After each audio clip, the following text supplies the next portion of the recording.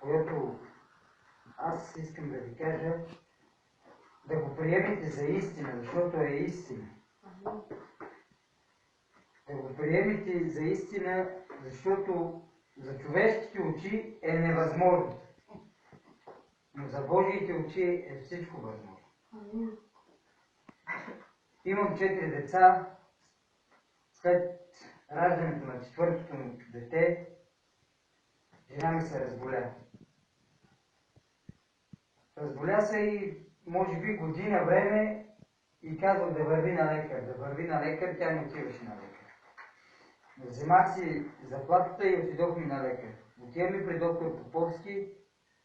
Доктор Поповски казва така, че 15 години практикуват тази професия, но като на нейната болест не е срещал.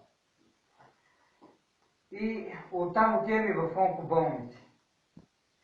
Отиваме, много хора от вас сигурно знаете, защото това онкоболните е в раковото отделение.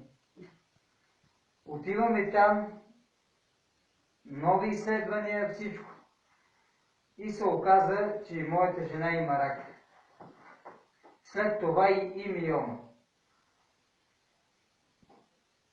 Благодаря на Господа наистина, от сърце му благодаря, че е докоснал на зет ми Ванчо сърцето в Италия да повярва в него, за да спаси него и мен да спаси.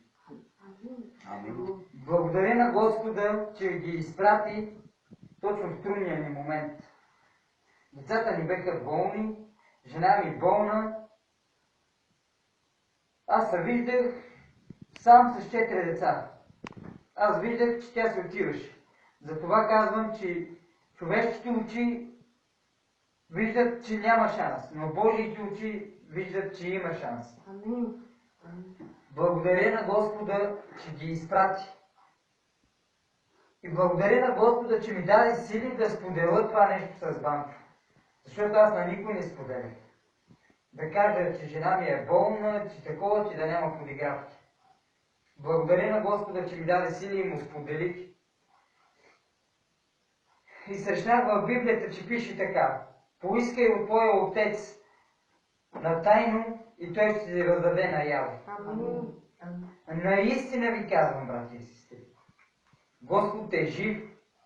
Наистина ви казвам, че той ми даде наяве.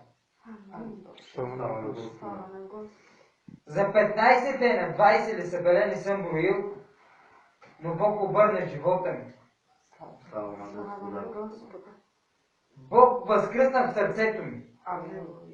Благодаря на Господа, че даде победа цялото ми семейство.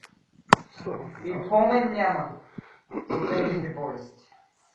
Слава на Господа, благодаря му, че по този начин той ми докосна сърцето, че Бог знае човешкото сърце къде е. Докосна ми сърцето заради нея и аз повярвах. Благодаря на Господа, че е велик. Наистина, приемете го това за истина и нека Бог да... Каквото искате, вярвайте, че за Бога е всичко възможно. С вяра, ако поискаме. Бъдете благословени.